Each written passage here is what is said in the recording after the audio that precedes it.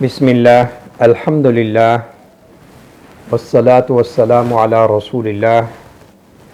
وعلی آلہ الاطہار وصحبہ الابرار ومن تبعہم بإحسان الی یوم الدین اما بعد فاعوذ باللہ من الشیطان الرجیم بسم اللہ الرحمن الرحیم وقال انی ذاہب الی ربی سیہدین رب ہب لی من الصالحین فبشرناہ بغلام حلیم۔ آج کے درس میں سورہ الصافات کی 14 آیات کریمہ زیر مطالعہ ہیں۔ آیت نمبر 99 سے 113 تک۔ ان آیات کریمہ میں اللہ رب العزت نے خلیل اللہ ابو الانبیاء امام انسانیت حضرت ابراہیم علیہ السلام کے اس یادگار واقعہ کا ذکر فرمایا ہے جو تاریخ انسانیت میں ایک بے مثال اور بے نظیر واقعہ ہے، اور یہی واقعہ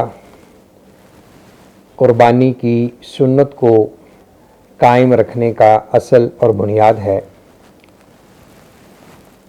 حضرت ابراہیم علیہ السلام قوم کے رد عمل سے اور والدین بالخصوص والد کی دھمکی سے اور آگ میں ڈالے جانے کے بعد کے حالات سے دوچار تھے، اور ان کی قوم نے آپ کی دعوت کو قبول نہیں کیا۔ آپ کے بھتیجے حضرت لوط علیہ السلام آپ پر ایمان لائے تو عراق بابل میں رہنا آپ کے لیے بڑا دشوار ہو گیا، تو آپ نے محسوس کیا کہ اب یہاں رہنا اشاعت دین دعوت و تبلیغ کے حوالے سے ماحول سازگار نہیں ہے، تو آپ نے عراق سے شام کی طرف ہجرت کا پروگرام بنایا۔ تو اللہ رب العزت نے اس واقعہ ہجرت کی طرف یہاں ابتدائی قصہ اس کا ذکر فرمایا ہے۔ وقال انی ذاہب الی ربی سیہدین، اور اس نے کہا کہ بے شک میں اپنے رب کی طرف جانے والا ہوں، وہ مجھے ضرور راستہ دکھلائے گا۔ بقول امام قرطبی رحمہ اللہ، یہ آیت ہجرت اور کفار سے علیحدگی اختیار کرنے میں اصل ہے۔ ہجرت کا معنی ہے اپنے دین اخلاق کے تحفظ کی خاطر اپنا ماحول، اپنا وطن، اپنی برادری، اپنی قوم کو اللہ کی محبت کی خاطر ان سے دور ہو جانا، ان کو خیر بات کہہ دینا۔ تو یہ ہجرت تاریخ انسانیت میں مختلف زمانوں اور مکانوں میں اس کا تذکرہ ملتا ہے۔ تو جو شخص للہ فی اللہ خالصتاً اللہ کی رضا کی خاطر اپنے عقیدے اور دعوت اللہ کے مشن کے پیش نظر اور اپنی اخلاقیات کو محفوظ بنانے کی خاطر ایک علاقہ چھوڑتا ہے جو اس کا آبائی علاقہ ہوتا ہے، اس کا وطن معروف ہوتا ہے، کسی اجنبی و شہر بستی کا رخ کرتا ہے، اندیشے وساوس ہوتے ہیں، تو اللہ رب العزت مخلصین بندوں کی ضرور مدد فرماتے ہیں، ان کی رہنمائی فرماتے ہیں۔ تو حضرت ابراہیم علیہ السلام کو اپنے رب کی ذات پر توکل ہے، یقین کامل ہے، فرما رہے ہیں کہ میرا رب مجھے ضرور میری رہنمائی کرے گا کہ میں اس علاقے کو جو بت پرستی، شرک پرستی، شاہ پرستی کے مظاہر سے اٹا ہوا ہے، میں اس کو چھوڑ کر جا رہا ہوں، اور مستقبل میں میرا رب میری رہنمائی فرمائے گا۔ رب هب لی من الصالحین، حضرت ابراہیم علیہ السلام نے دعا کی کہ اللہ مجھے ایسا بیٹا عطا کر جو نیکوں میں سے ہو۔ فبشرناہ بغلام حلیم، تو ہم نے ایک بردبار لڑکے کی بشارت دی۔ حضرت ابراہیم علیہ السلام پردیس کی طرف جا رہے ہیں، اور یہ دعا اس وقت کی یا اس سے پہلے کی، دونوں احتمالات موجود ہیں۔ تو بہرکیف یہ بات تاریخی روایات سے ثابت ہے کہ اللہ رب العزت نے آپ کو جو بیٹے کی بشارت دی، اس وقت آپ 80 سال کی عمر تجاوز کر چکے تھے۔ بعض روایات میں 90 سال 93 سال کا بھی ذکر ملتا ہے۔ بڑھاپا ہے، تو اس عمر میں والدین کو اولاد کی احتیاج پڑتی ہے، ان کی ضرورت محسوس ہوتی ہے، جو ان کے دلوں کا سرور بن سکے، آنکھوں کا نور بن سکے، اور ان کے بڑھاپے میں ان کا سہارا بن سکے۔ رب تو یہ دعا کی، رب ہب لی من الصالحین، اے اللہ مجھے نیکوں میں سے اولاد عطا کیجئے۔ صالحیت بندے کے اونچے مقامات میں سے ایک بہت اونچا مقام ہے۔ مختلف حضرات انبیاء علیہم السلام نے اللہ سے اس طرح کی دعائیں کی۔ حضرت ابراہیم علیہ السلام نے اپنے لیے بھی سورہ شعراء کی آیات کی روشنی میں دعا کی تھی، رب ہب لی حکما والحقنی بالصالحین، کہ اللہ مجھے حکم عطا کیجئے، فہم و بصیرت، فیصلہ کرنے کی استعداد، طاقت، قوت عطا کیجئے، اور مجھے نیک لوگوں کے ساتھ ملائیے۔ اسی طرح حضرت ابراہیم علیہ السلام نے بیٹے کے لیے دعا کی، رب ہب لی من الصالحین، اور یوسف علیہ السلام نے اپنی جو ان کا قصہ اللہ نے سورہ یوسف میں بیان کیا، اس کے آخری جو واقعات ہیں اور اس قصے کا جو اختتام ہے، اس موقع پر بھی حضرت یوسف علیہ السلام نے اپنے رب سے یہی سوال کیا تھا، توفنی مسلما والحقنی بالصالحین، کہ اللہ مجھے مسلمان حالت میں فوت کرنا اور نیک لوگوں کے ساتھ میرا ساتھ کیجئے، ان کا ساتھ مجھے عطا کیجئے۔ اسی طرح سلیمان علیہ السلام نے دعا کی تھی، وَأَدْخِلْنِي بِرَحْمَتِكَ فِي عِبَادِكَ الصَّالِحِينَ، اے اللہ اپنی رحمت سے مجھے اپنے نیک بندوں میں داخل فرمائیے۔ صالح اس انسان کو کہتے ہیں جو کامل مکمل ہو، ظاہر باطن ہر اعتبار سے اس کا کام درست ہو، اس میں منافقت نہ ہو، اور اس کے افکار و نظریات اور اس کے اخلاقیات میں کوئی الجھاؤ ابہام نہ ہو، جو اللہ رب العزت اور اس کی مخلوق کے ساتھ ایسا تعامل کرے جو ہر اعتبار سے درست ہے۔ تو اللہ رب العزت نے بردبار بیٹے کی بشارت دی۔ حلم میں صبر، حسن خلق، حوصلے کی وسعت اور ظلم و زیادتی کرنے والوں سے درگزر جیسی صفات شامل ہیں۔ تو صالح کا سوال ہوا اور اللہ نے حلیم کہا، بردبار،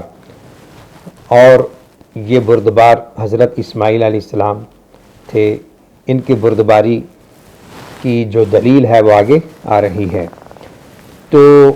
اللہ رب العزت نے حضرت ابراہیم علیہ السلام کی دعا کو شرف قبولیت سے نوازا اور انہیں ایک بیٹے کی نعمت سے نوازا۔ فلما بلغ معه السعي قال يا بني إني أرى في المنام أني أذبحك فانظر ماذا ترى، پھر جب وہ اس کے ساتھ دوڑ دھوپ کی عمر کو پہنچ گیا، بعض نے کہا کہ اس سے مراد بلوغت ہے، اور بعض نے کہا کہ 13-14 سال کی عمر کا مرحلہ ہے، تو حضرت ابراہیم علیہ السلام نے کہا، قال یا بنی انی ارا فی المنام انی اذبحک فانظر ماذا تری، اے میرے پیارے چھوٹے بیٹے، بلا شبہ میں خواب میں دیکھ رہا ہوں کہ میں تجھے ذبح کر رہا ہوں۔ فانظر ماذا تری، تو آپ کا کیا خیال ہے، آپ کی کیا رائے ہے؟ قال یا ابت افعل ما تؤمر ستجدنی ان شاء اللہ من الصابرین۔ آگے بیٹے نے کہا، اے میرے باپ، آپ کو جو حکم دیا جا رہا ہے کر گزریں، اگر اللہ نے چاہا تو ضرور مجھے صبر کرنے والوں میں پائیں گے۔ تو حضرات انبیاء علیہم السلام کا خواب وہی ہوتا ہے۔ تو حضرت ابراہیم علیہ السلام کی آزمائش، امتحان کا ایک یہ بھی مظہر عتم ہے کہ اللہ رب العزت نے ان کو بڑھاپے میں دعاؤں کے بعد جو اولاد عطا کی، اللہ نے ان کا امتحان لیا، آزمائش میں ڈالا کہ کہا کہ اس بیٹے کو میری راہ میں قربان کر دیجئے۔ تو یہ بہت بڑی عزیمت، استقامت اور اللہ پر اعتماد اور توکل والی بات ہے، ہر کسی کے بس میں یہ نہیں ہوتا۔ تو حضرت ابراہیم علیہ السلام نے اپنے اس خواب کا تذکرہ اپنے ہونہار بیٹے سے کیا، اس کی رائے پوچھی، اس لیے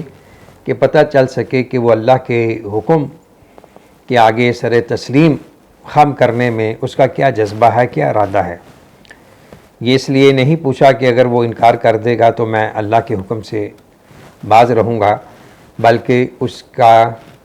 جو ایک اسلوب تربیت تھا اس کی ججمنٹ کے لیے آپ نے یہ سوال کیا۔ تو آگے سے سعادت مند بیٹے نے کہا کہ ابا جان، آپ کو جو حکم دیا جا رہا ہے وہ درست، سچ، مبنی برحق ہے، آپ اللہ کے حکم پر وہ عمل کر گزریں۔ جہاں تک میرا معاملہ ہے، آپ مجھے صبر کرنے والوں میں شامل کریں گے تو میں اللہ کی اطاعت بندگی کرتے ہوئے اور آپ کی بات کو مانتے ہوئے میں سر تسلیم خم کر رہا ہوں، میری طرف سے کوئی رکاوٹ نہیں ہے۔ فلما اسلم وتلہ للجبین، تو جب دونوں نے حکم مان لیا اور اس نے اسے یعنی حضرت ابراہیم علیہ السلام نے حضرت اسماعیل علیہ السلام کو اس کی پیشانی کی ایک جانب گرا دیا۔ فلما اسلم وتلہ للجبین، اسلم صیغہ تثنیہ ہے، یعنی دونوں نے اللہ کا حکم مان لیا، دونوں دل و جان سے راضی ہو گئے کہ اب ہم نے اللہ کے حکم کی تنفیذ کرنی ہے۔ تو حضرت ابراہیم علیہ السلام اپنے اس خواب کو سچا کرنے کے لیے حضرت اسماعیل علیہ السلام کو ان کی پیشانی کی ایک طرف لٹا دیا۔ الجبین، یہ جو پیشانی ہے اسے جبہہ کہتے ہیں عربی میں، اور دونوں طرف جو ہوتی ہے اسے جبین کہتے ہیں۔ تو حضرت ابراہیم علیہ السلام نے بیٹے کو اس کے پیشانی کے بل گرا دیا، جس طرح جانور کو قربان کرنے کے لیے کہ بلا روح اسے لٹایا جاتا ہے، چھری چلائی جاتی ہے۔ تو حضرت ابراہیم علیہ السلام نے اللہ کے حکم کو مانتے ہوئے، خواب کو سچ ثابت کرتے ہوئے بیٹی کی گردن پر چھری چلائی۔ انہوں نے اپنی بھرپور استقامت اور عزیمت کا اظہار کیا۔ تو ان کا خواب یہی تھا کہ میں بیٹے کو ذبح کر رہا ہوں، تو انہوں نے اس خواب کو پورا کیا۔ آگے سے اللہ رب العزت نے ان کو کس طرح رسپانس دیا اور ان کے اس خواب کی حقیقت کو کیسے پایا تکمیل تک پہنچایا۔ وَنَادَيْنَاهُ أَن يَا إِبْرَاهِيمُ قَدْ صَدَّقْتَ الرُّؤْيَا إِنَّا كَذَلِكَ نَجْزِي الْمُحْسِنِينَ إِنَّ هَذَا لَهُوَ الْبَلَاءُ الْمُبِينُ وَفَدَيْنَاهُ بِذِبْحٍ عَظِيمٍ، اور ہم نے آواز دی کہ ابراہیم، یقیناً تو نے خواب سچ کر دکھایا ہے، بے شک ہم نیکی کرنے والوں کو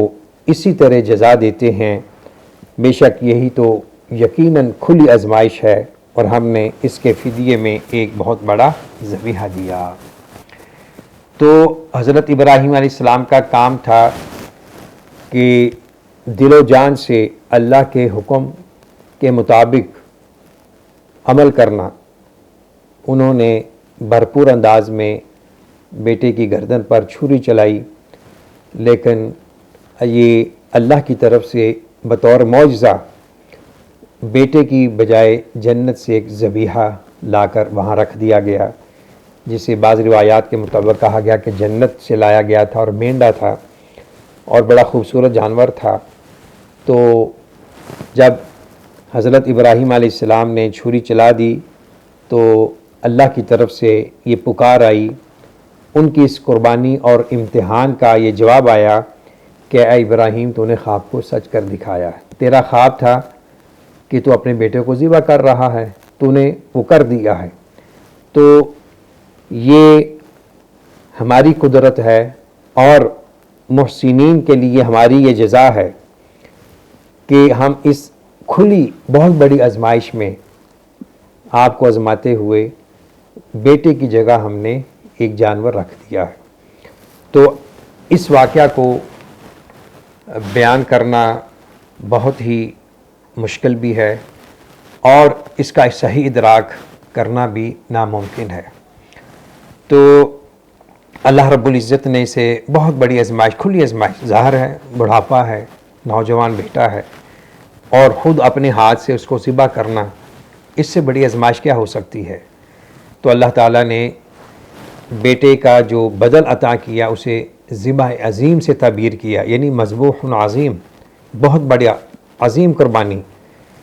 کیونکہ یہ ایک بہت بڑی عبادت جسے اللہ نے بعد میں آنے والے لوگوں کے لیے سنت قرار دیا۔ اور پھر حضرت اسماعیل علیہ السلام جو نبی ابن نبی ہے، اور بڑی دعاؤں کے بعد حضرت ابراہیم علیہ السلام کو بڑھاپے میں حاصل ہوا ہے۔ تو اللہ رب العزت نے حضرت ابراہیم علیہ السلام کی اخلاص، وفا اور جذبہ قربانی کو قبول کیا اور ذبیحہ رکھ دیا، اور اسی واقعہ کی یادگار میں پوری امت اسلام ہر سال 10 ذی الحج کو قربانی کا عمل کرتی ہے، اور یہ قربانی کا عمل شعائر اسلام میں سے ایک بلند شعار ہے۔ قطع نظر اس کے یہ واجب ہے، مستحب ہے، سنت ہے، انسان مسلمان کو چاہیے کہ وہ خوش دلی سے، دل جمعی سے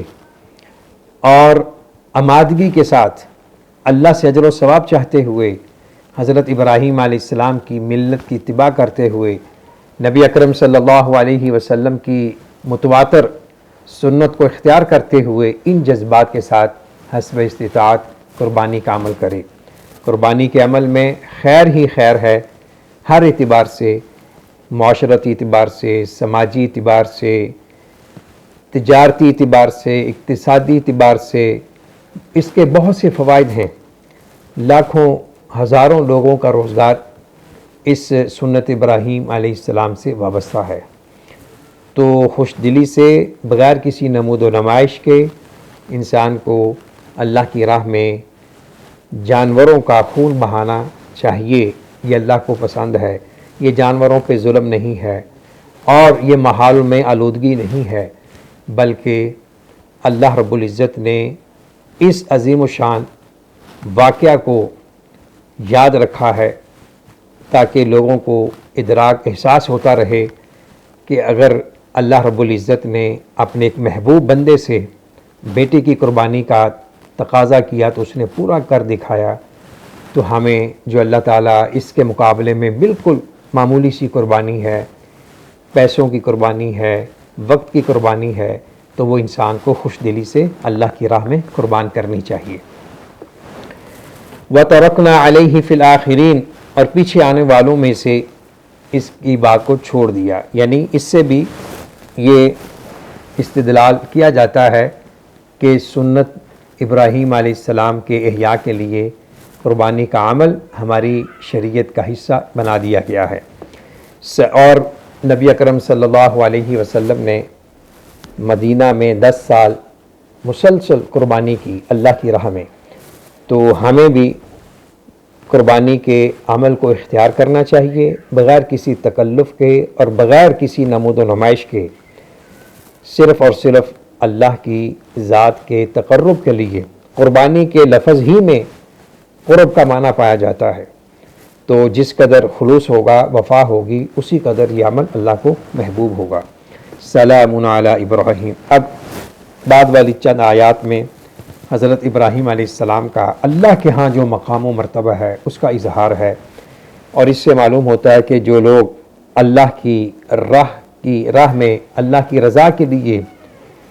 اپنے احساسات، جذبات اور اپنا وقت، اپنا مال، یہاں تک کہ اپنی اولاد کو بھی اللہ کی راہ میں قربان کرنے کے لیے تیار اور آمادہ ہوتے ہیں، تو اللہ تعالیٰ ان لوگوں کی محنتوں کو ضائع نہیں کرتا۔ اللہ تعالیٰ انہیں نوازتا ہے دنیا میں بھی اور آخرت میں بھی۔ اللہ نے کیسے نوازا؟ سنیے، سلام علی ابراہیم، ابراہیم پر سلام ہو، قیامت تک جہاں بھی اور جس وقت بھی یہ ان آیات کی تلاوت ہوگی، حضرت ابراہیم علیہ السلام کی اس واقعہ کا سوار حیات کا تذکرہ ہوگا، اور آپ کی ذات اقدس پر درود و سلام بھیجا جائے گا۔ درود ابراہیمی میں بھی حضرت ابراہیم علیہ السلام اور ان کی آل اولاد پر سلامتی کا ذکر ہے۔ کذالک نجزی المحسنین، ہم اسی طرح نیکی کرنے والوں کو بدلہ دیتے ہیں۔ ذرا غور کیجئے، حضرت ابراہیم علیہ السلام کے لیے جو یہاں اوصاف بیان ہو رہے ہیں، محسنین اور اسلمہ مسلمین اس میں آ جاتا ہے، اور فرمایا کہ مؤمنین انہو من عبادنا المؤمنین، بلا شبہ وہ ہمارے مومن بندوں سے تھا۔ تو حضرت ابراہیم علیہ السلام کو اللہ نے یہ سٹیٹس عطا کیا، اور اس کے بعد فرمایا وَبَشَّرْنَاهُ بِإِسْحَاقَ نَبِيًّا مِّنَ الصَّالِحِينَ وَبَارَكْنَا عَلَيْهِ وَعَلَى إِسْحَاقَ وَمِن ذُرِّيَّتِهِمَا مُحْسِنٌ وَظَالِمٌ لِنَفْسِهِ مُبِينٌ، اور ہم نے اسے اسحاق کی بشارت دی جو نبی ہوگا صالح لوگوں میں سے، اور ہم نے اس پر اور اسحاق پر برکت نازل فرمائی، اور ان دونوں کی اولاد میں سے کوئی نیکی کرنے والا ہے اور کوئی اپنے آپ پر صریح ظلم کرنے والا ہے۔ حضرت اسحاق علیہ السلام بھی حضرت ابراہیم علیہ السلام کے صاحبزادے ہیں، اور جو ذبیح ہیں وہ حضرت اسماعیل علیہ السلام ہیں۔ حضرت اسماعیل علیہ السلام کی اولاد سے عرب کی نسل شروع ہوئی، عرب کی نسل کو تسلسل حاصل ہوا، اور حضرت اسحاق علیہ السلام کی اولاد سے یہود و نصارہ کی نسل چلی۔ حضرت اسحاق علیہ السلام نبی ہیں، ابراہیم علیہ السلام کے صاحبزادے ہیں، ان کے بیٹے حضرت یعقوب ہیں، جن کے 12 بیٹوں کی نسلوں سے بنی اسرائیل کی تاریخ کا آغاز ہوتا ہے، اور حضرت یوسف علیہ السلام حضرت یعقوب علیہ السلام کے بیٹے ہیں۔ تو اس خانوادہ نبوت و رسالت کی بڑی عظمت ہے، بلند مقامیت ہے، اور اللہ نے ان کو مختلف قسم کی رفعتوں بلندیوں سے نوازا ہے۔ ان میں سے ایک یہ کہ اسی خاندان سے سینکڑوں ہزاروں کی تعداد میں حضرات انبیاء علیہم السلام مبعوث ہوئے، اور نبی جینا حضرت محمد صلی اللہ علیہ وسلم حضرت اسماعیل علیہ السلام کی لڑی سے حضرت ابراہیم علیہ السلام کی اولاد میں سے ہیں۔ تو اللہ نے انہیں یہ اعزازات اور ان عنایات سے ہمکنار کیا۔ تو قرآن کریم کی تصریحات، اشارات اور محققین کی متعدد تحقیقات کی روشنی میں اہل علم نے یہی ثابت کیا ہے کہ جو ذبیح ہے وہ حضرت اسماعیل علیہ السلام ہے، نہ کہ حضرت اسحاق علیہ السلام۔ بعض حضرات کو بالخصوص یعنی جو اہل کتاب کے اسکالرز ہیں ان کو یہ مغالطہ لگا، ان میں کچھ مسلمان بھی شامل ہیں، کہ جنہوں نے کہا کہ ذبیح حضرت اسحاق ہیں، لیکن یہ مرجوح قول ہے، اور جو معتبر اور محقق قول جسے حافظ ابن کثیر اور علامہ شوکانی جیسے محققین نے بھی اختیار کیا ہے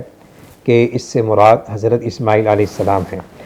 فرمایا کہ ہم نے اس خاندان میں برکتیں عطا کی، وبارکنا علیہ وعلی اسحاق، اور ہم نے اس پر، اس سے مراد یعنی حضرت ابراہیم بھی ہو سکتے ہیں اور حضرت اسماعیل علیہ السلام بھی، اور اسحاق پر اپنی رحمتوں برکتوں کی برکت نازل فرمائی۔ تو بلا شبہ اس عظیم خانوادے میں اللہ نے بڑے بڑے یادگار واقعات رقم ہوئے اللہ کے فضل سے، اور اللہ رب العزت نے اس خاندان کو دنیا میں، آخرت میں، دین میں، سماج میں، معاشرے میں بہت بڑے بلند مقام و مرتبہ سے نوازا، اور ساتھ ہی فرما دیا وَمِن ذُرِّيَّتِهِمَا مُحْسِنٌ وَظَالِمٌ لِنَفْسِهِ مُبِينٌ، ان دونوں کی اولاد میں سے کوئی نیکی کرنے والا ہے اور کوئی اپنے آپ پر صریح ظلم کرنے والا ہے۔ اس آیت کی تفسیر میں اہل علم نے جو بڑے نکات پیش کیے ہیں ان میں سے ایک یہ ہے کہ اس سے پہلے جملے میں جو اللہ نے فرمایا کہ ہم نے اس خاندان میں برکتیں عطا کی ہیں، تو اس کا یہ معنی نہیں ہے کہ جو بھی اس خاندان سے ہوگا، خواہ وہ کافر ہے، مشرک ہے، ظالم ہے، اللہ کا نافرمان ہے، تو اسے اپنے آباء و اجداد کی نسبت کفایت کر جائے گی، نجات کے لیے اس کا کافی ہوگا، یا ساری اولاد ان کی پارسا ہے، متقی ہے، تو اللہ نے اس اشکال کا ازالہ بعد والے جملے میں کر دیا کہ یاد رکھو یہ ٹھیک ہے خاندان نبوت و رسالت ہے، لیکن اس خاندان میں بھی کچھ لوگ اچھے ہوں گے اور کچھ بد ہوں گے، تو کسی کو بھی اپنے آباء و اجداد کی نسبت اسی وقت کام آئے گی جب وہ بھی اچھے اعتقاد کا، اچھے عمل صالح کا وہ اختیار کرنے والا ہوگا۔ صرف نسبت کام نہیں آئے گی، نسبت کی برکت حاصل کرنے کے لیے ضروری ہے کہ انسان اللہ کا مطیع و فرما بردار ہو اور اس کی زندگی اچھی ہو اور اللہ کے احکامات کے مطابق ہو۔ خلاصہ گفتگو یہ ہے کہ ان آیات کریمہ میں اللہ رب العزت نے حضرت ابراہیم علیہ السلام اور ان کے صاحبزادے حضرت اسماعیل علیہ السلام کی قربانی کا ذکر کیا ہے، اور تاریخ انسانیت کا یہ لازوال اور عدیم النظیر واقعہ ہے۔ تو اس واقعہ کے تناظر میں حضرت ابراہیم علیہ السلام کے ملت کی اتباع کرتے ہوئے نبی اکرم صلی اللہ علیہ وسلم کے عمل کو، آپ کے قول کو فالو کرتے ہوئے تمام مسلمانوں کو چاہیے کہ وہ قربانی کے عمل کو اختیار کریں۔ اس میں بڑی عظمت ہے، بڑی فضیلت ہے، اور قربانی کے عمل میں بہت سے فوائد ہیں، منافع ہیں، اور اس میں صلہ رحمی ہے، خدمت خلق ہے، لوگوں کو روزگار فراہم کرنے کے مواقع ہیں۔ اللہ رب العزت سے دعا ہے اللہ تعالی ہمیں خلوص کے ساتھ، خوش دلی کے ساتھ اور دل جمی کے ساتھ قربانی کے عمل کو اختیار کرنے کی توفیق نصیب فرمائے۔ وآخر دعوانا ان الحمد للہ رب العالمین۔